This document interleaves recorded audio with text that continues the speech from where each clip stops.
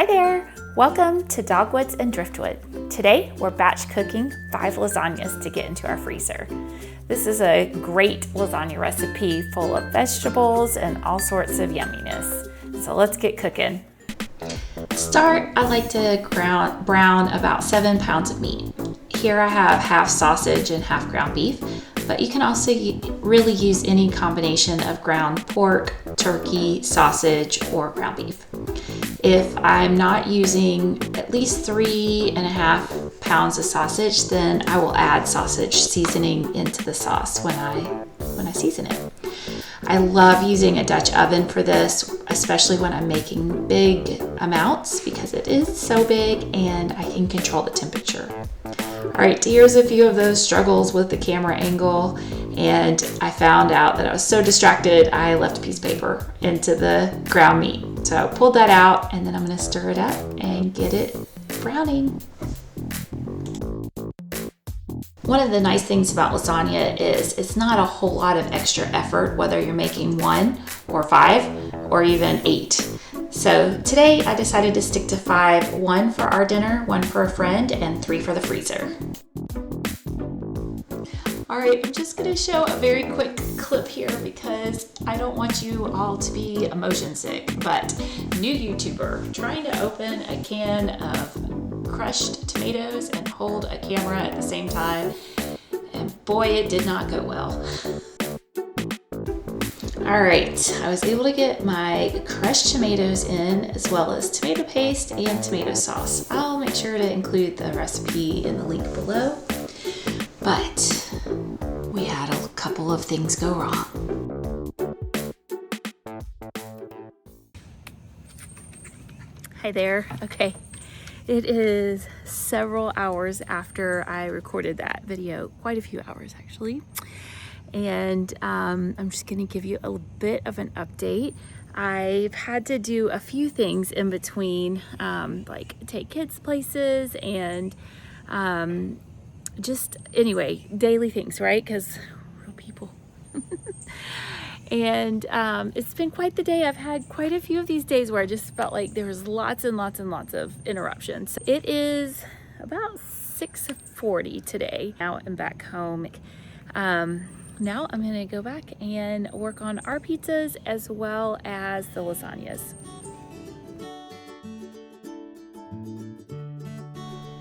I actually really like to chop vegetables. It is super calming for me, especially after kind of a long day, and it gives me some chance to think through things and just, it's just very soothing.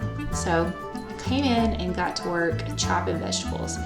Now, on the day that I was making this sauce, I was also making 6 pizzas, 3 for our dinner and 3 for my same friend. And I was gonna put them all in one video, but it just got really long. So I decided to split them up.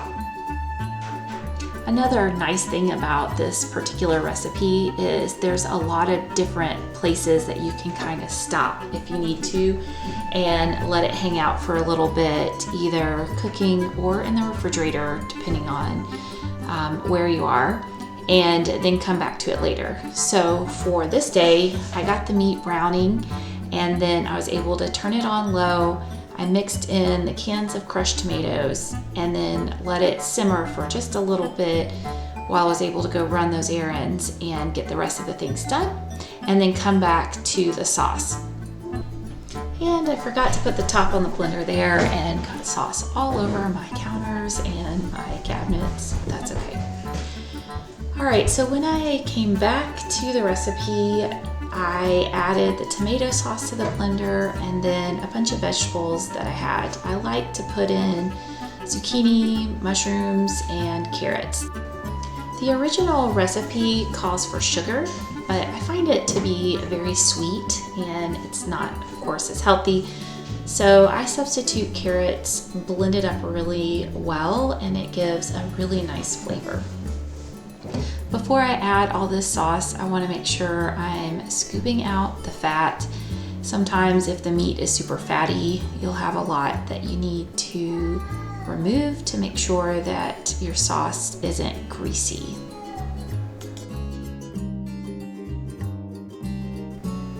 And now we're gonna add all of these amazing vegetables to our meat sauce. It's gonna take 2 blenders to get it done. Mix it up really well and let it simmer. It needs to simmer for at least 45 minutes to get all the flavors to start to combine, but it is excellent if you can let it go at least 2 hours. For me, it's getting kind of late tonight, so I'm gonna turn it on low and let it simmer away all night long.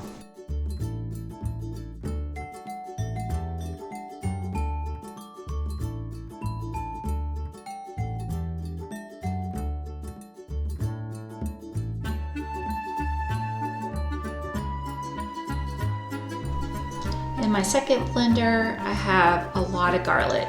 We love garlic in our family, so I'll have at least 1 head of garlic for the 5 lasagnas, but if I know it's just for us and I'm not handing them out to other people, sometimes I'll even put 2 or more heads of garlic in there because we really love it. I'm also putting the last of the zucchini and another carrot along with a can of tomato sauce.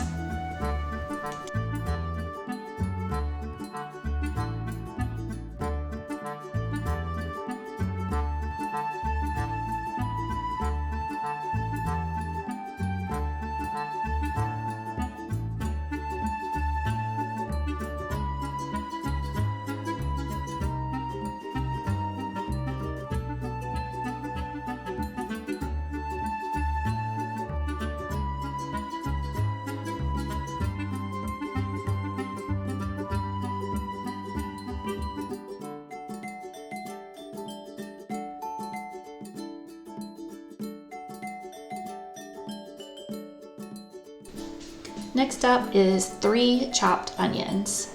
You don't really want to go less than that for 5 lasagnas. You can go a little bit more if you like it. The onion also will sweeten the sauce, and so you don't want too many of them. After that, we have that 3rd blender of vegetables and salt pepper mix. I really like this Kinder salt, pepper, garlic, and truffle. It adds a really nice flavor. Just want to get that mixed in really well and simmering away.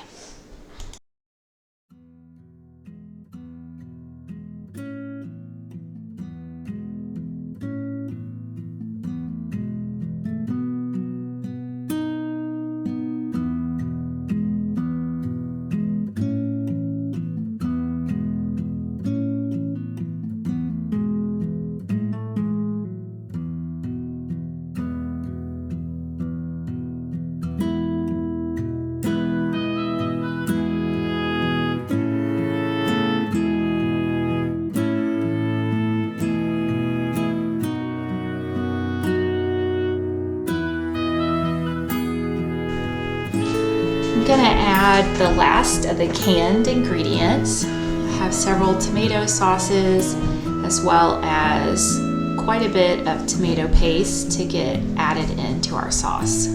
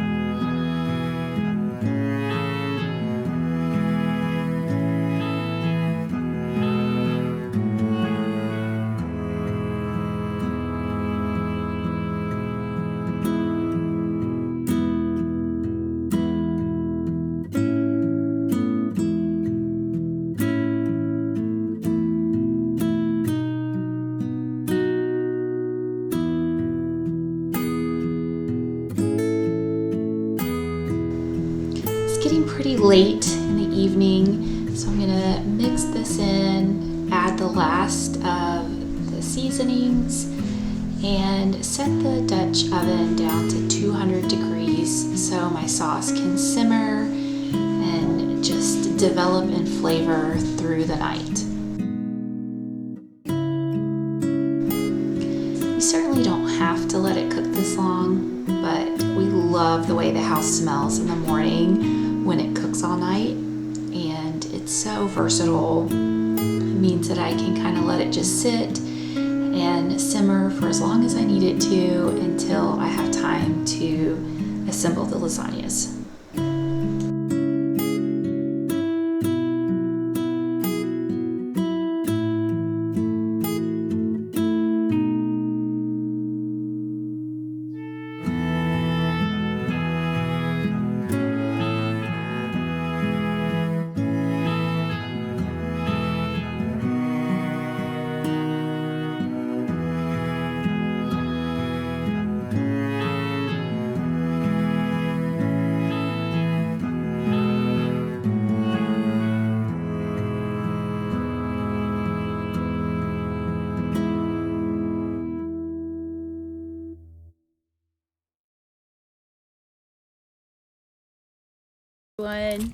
Okay, it's the next day. It's actually later in the day than I even meant to.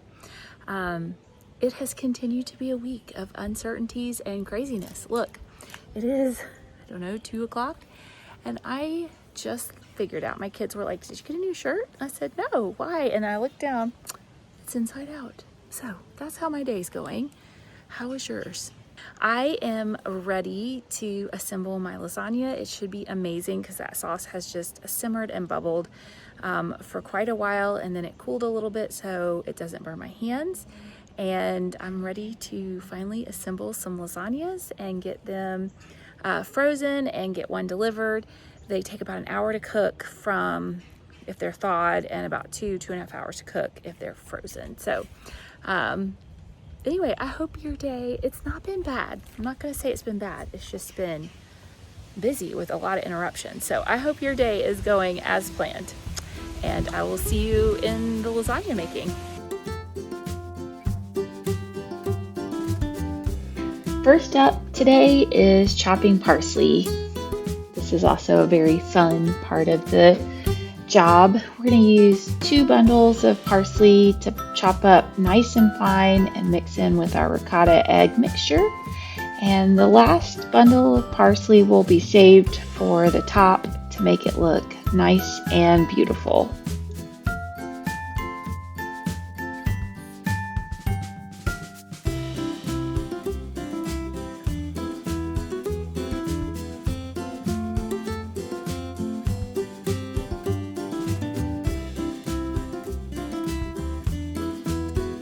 Parsley smells so good when chopping it. I actually washed it last night and left it in the bundles in a glass of water upright like a bouquet in my refrigerator, and it stayed fresh and crisp. Into our parsley, we're going to add 3 large containers of ricotta cheese. I like to find it when it's on sale and pop it in the freezer and then just de-thaw it before I use it. Works pretty well. To this, we're going to add 5 eggs. Now, the eggs are going to be what gives it structure and helps it stand up and allows the lasagna to stay in those layers when we cut it.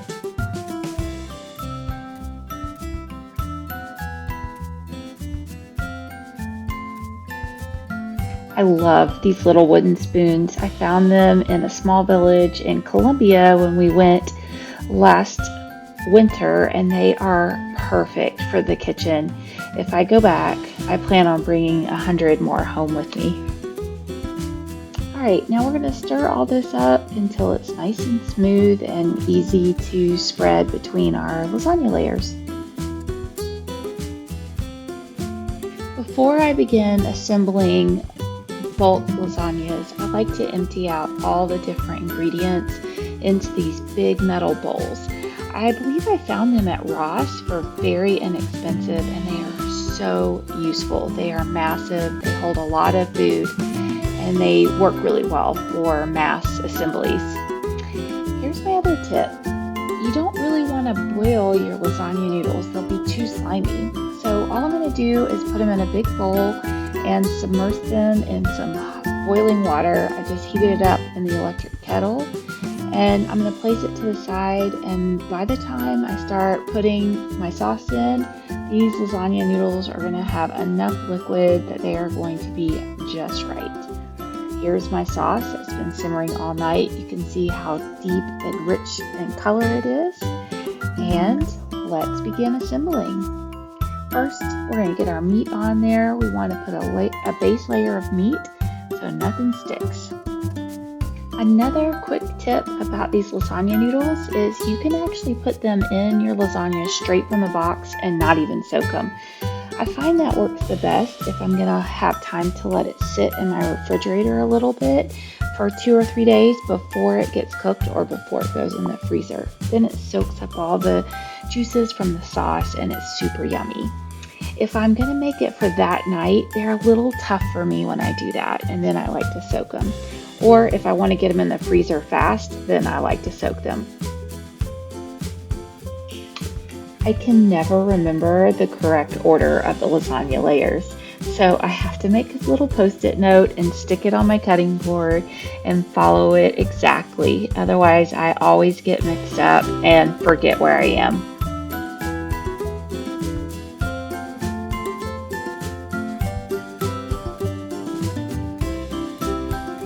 So something else about lasagna that's kind of interesting, I actually don't love lasagna. I do eat it and it is nice, but it's not my favorite. However, my family adores it. My husband loves it when I make it, and so I have worked hard to perfect it for him. And I do love that it can be ready in a jiffy, and all I have to do is pull it out of the freezer and stick it in the oven, and there's some homemade hearty food, especially on winter evenings.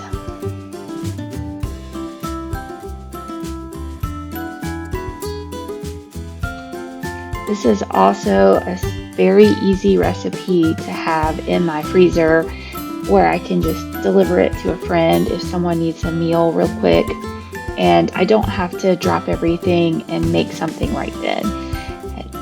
It's a great one to drop off because people can cook it from frozen. They can stick it in their freezer and freeze it and pull it out on a different night if a different night is better than the one that I delivered it. Or they can cook it, eat it, or I can deliver it cooked and hot, and they can eat it and then freeze the leftovers. So it's a lot of versatility for this recipe.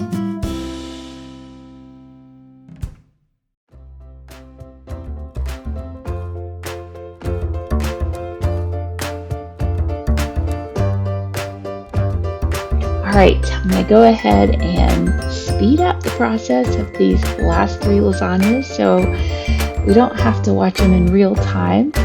But another tip for making these lasagnas in advance is as I get them done, I will actually go ahead and write the cooking directions on the foil that I'm going to wrap them in. This just makes it a lot easier for whoever is going to cook the lasagna. It might be me, but it might also be my family if I'm not home, or a friend if I've dropped it off. And it's super convenient to just have it right there where you don't have to look for it. I just think they're so pretty when they're done. They look beautiful. Alright, last one. Let's get it set up and get these lasagnas in the freezer, ready to store.